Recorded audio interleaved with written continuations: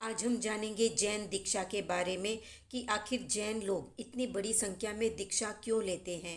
क्या कारण है संसार के भोगों को छोड़कर एक ही पल में सब कुछ छोड़ छाड़ कर साधुत्व के कठिन मार्ग को अपना लेते हैं। वो क्या बातें हैं जो उन्हें सब कुछ छोड़ने को मजबूर कर देती है।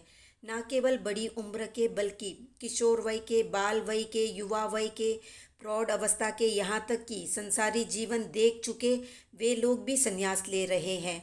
आखिर उनके समझ में ऐसा क्या आ गया है कि उन्हें संसार असार लगने लगता है।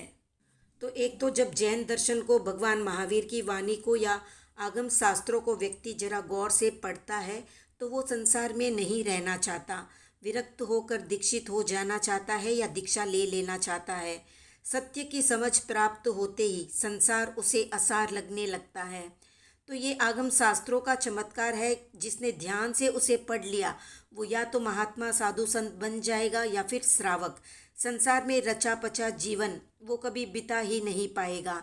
इसलिए जैन दर्शन का ज्ञान प्राप्त करते ही कई युवा अवस्था में, तो कोई 9-10 की उम्र में, तो कोई पूरा गृहस्थ जीवन जीने के बाद अंतिम समय में साधु बन जाता है। तो प्रश्न होता है, आखिर आगम शास्त्रों में ऐसा क्या कहा है जिसे पढ़ते ही हर युवा साधु बनने की सोचता है।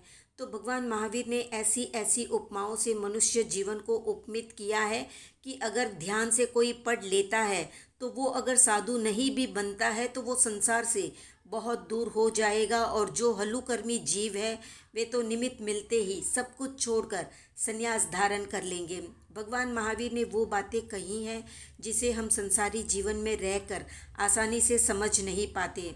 महावीर की बातें केवल उन्हीं के समझ में आएगी जिन्होंने जिंदगी में ठोकरें खाई है, चोटें मिली है, धोखे नसीब हुए हैं, सबक भर भर के मिले हैं। किसी भाग्यशाली को बिना ठोकर के भी समझ मिली है अपने शुभ कर्मों के कारण।